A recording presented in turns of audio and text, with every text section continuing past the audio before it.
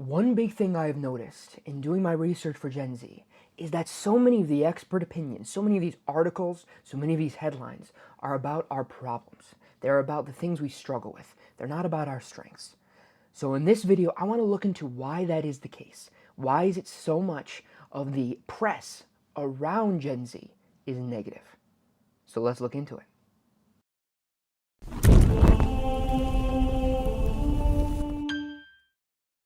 I invite anyone to Google Gen Z or Generation Z, and you'll see so much of the first thing that comes up is why Gen Z is terrible at this, why Gen Z is being fired, why Gen Z is struggling, why Gen Z is addicted to their phones. It's all so incredibly negative. And even when you dig deeper down into the literature, what you see is the same type of thing. You see how we're struggling. You see all of these negative headlines, these negative takeaways, these negative abstracts of the articles and the actual publications themselves. So the question is, why is that the case? Why are we as people, both Gen Z, because we're consuming this, I mean, we are also responsible along with these experts, but why is this the case? So the first thing I want to say is I think part of it is just the way our human mind is. We humans have a bias toward negativity. We have a bias toward remembering, thinking about, and dwelling on negative things. In fact, even the psychology itself of how things go viral, how we share things, how we get interested in things, is largely predetermined by what spikes our anger, what spikes our negative emotions. Now, we're all familiar with the effects of this. We scroll through TikTok, we scroll through Instagram, and we can see all of these negative things. You can see it on X, you can see it on YouTube. Just negative after negative. Now, a lot of the reason that is the case is because that's what primes us to then share it to someone else and to view it in general. There's one great book in this called Contagious. I believe it's by Jonah Berger. And he talks about how the things that sell, the things that we remember, are exactly those negative emotions. But furthermore, negativity in general is something that we're biased toward. We're biased toward remembering the negative things. We're biased toward understanding, thinking about, dwelling on negativity. There's another great book called The Power of Bad that talk about these. And these two in general, this principle of viral things are negative, that things that get shared and viewed are negative, that's one big factor. Then the other factor is our brains are wired like that in general. Negativity is what is viewed and sold. So I think that's part of it. So to pretend like this is all on the fault of these experts who are, anti-us, they're a bunch of boomers who dislike Gen Z, there might be a little bit of that. I'm not gonna lie, some of the way these articles are written do seem to be a bit out of touch. However, there is just something natural about our mind that makes us want to think about negativity, that makes us primed to remember the negative thing. You have a good day, you don't think about, oh wow, it's amazing that all of these things have gone right. Like, what are the odds that my day has gone perfectly? What you do think about when you have a bad day is, oh, I stubbed my toe. This is one more thing that I've gotten wrong in this day. And that's exactly what happens to us. So I see the dynamic to be something like this. We are strong in new ways, and sometimes we're not as good on old ways. So the old ways that past generations would be accustomed to thinking about, that they would understand, that they had experience with, we sometimes struggle with. But the new ways that they don't know of, those are the ways that we're often quite good. Those are the ways that we shine.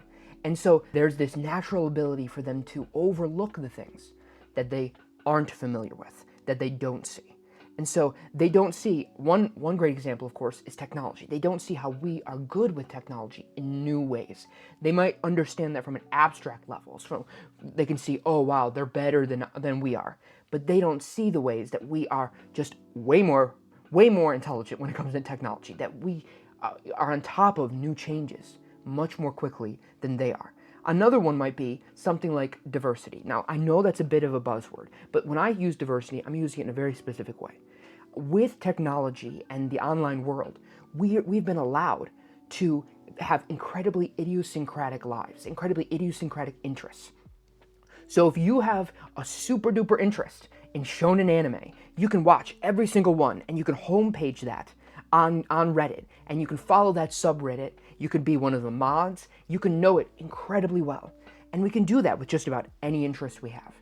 Just about any interest we can do an incredible deep dive. And that's something past generations couldn't do. That gives us this new vantage point on the world. this ability to be very different, very unique, and to see the world with that uniqueness. And I think that brings an incredible strength to the groups that we're a part of, to the workplaces we're a part of, even to our friendship circles and our families, because we can see the world in new ways, in new, more creative ways, because we are so interested in, some random thing. It could be knitting, for instance, or crocheting, and we have that intense interest. And because we have the internet that allows us to really do that deep dive, we then have that new perspective on the world that they may not have had. And so I think that's one more reason that maybe our strengths are overlooked. Now, here might be a less popular answer. I think a less popular answer might be our strengths spotlight other generations' weaknesses. What do I mean by that? So if we're strong in one area, that naturally means that other people are weak in that area. And if you think that your generation is the best generation, or you simply have the blind spot that you see the world well, or you do a good job, or you think smartly, right? If you have a certain strength, you want to guard that. You don't necessarily want to say that other generations are stronger than you, that other people are stronger than you, or better than you at something.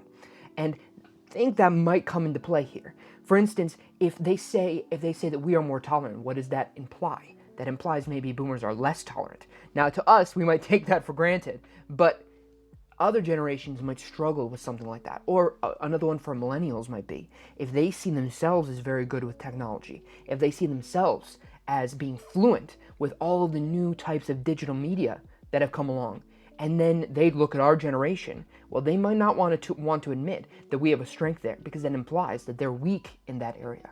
And so I think that's one other blind spot that might be to play, because if they're willing to admit we're good, that means that they might be worse. I've seen this definitely in my own life too, where you get a compliment from a boomer or someone who's in Gen X, and it always comes along with that way to invalidate it. So it's something like, oh yeah, he's great with technology, but I prefer the old school way. Or isn't old school better? Or I think that the way we used to do was better, but you are good with the new stuff. And I think so many of us have heard that in the workplace as a way to kind of undercut it, because it's hard, I think, for a lot of people in other generations to admit that they might not have a strength, because it's hard for everyone. It's hard for all of us to admit that we struggle with a certain area. And that's why I think sometimes, even interpersonally, with our friends, with our family members, it can sometimes be hard to give someone a compliment, because part of us is thinking, well, does that mean I'm not good at it? And that, of course, is the flip side of bullying. The flip side of bullying is the reason that someone tries to put someone down to make them feel worse is because they want to feel better by comparison. And so the opposite, I think, sometimes can be true too, where if we make someone feel better, sometimes we feel worse. Like when you have a little kid, you have a niece or nephew, and you give one a compliment, and the other one is like, well, where's my compliment? If I look cute, well, if he looks cute, why don't I look cute? It's that same type of mental mechanism that's at play, that our child brain is thinking, if we give someone else a compliment, if someone else is high by comparison, then we must be low by comparison.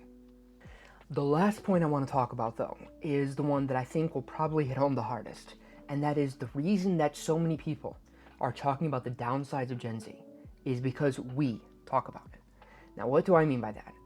As many of us know, if we're familiar with any of the things when it comes to Gen Z, or if we looked at it, is that Gen Z struggles with a lot of internalizing disorders. That's gone up. So things like anxiety, depression, feeling bad about yourself, a lot of those aspects, a lot of those troubles have gone up.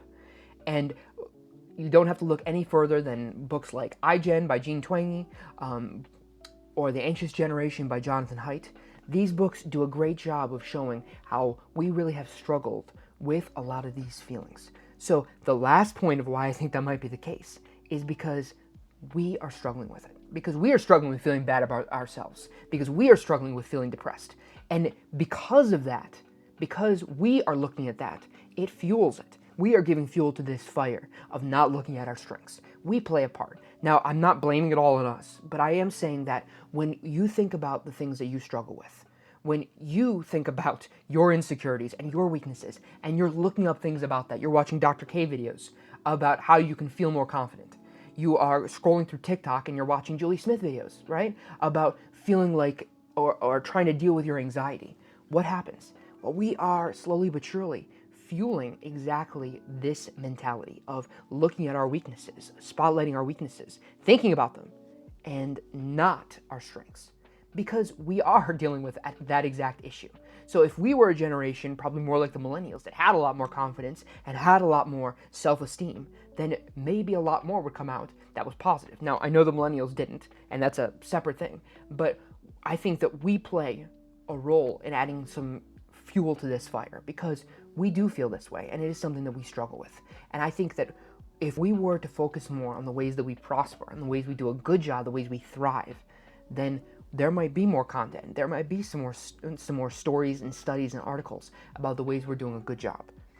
I do think that a lot has to play with other generations criticizing us in the ways I talked about earlier, the negativity bias, but I just want to say there's one more aspect, that we are struggling with it ourselves, that we are struggling with depression, that we are struggling with feelings of insecurity and not feeling confident. And when you struggle with that, you're going to look for the content that not just plays on that, not just makes you feel that way or validates it, but you're going to look for the content of why this is. You're going to look for studies and articles and books that tell you why that is the case.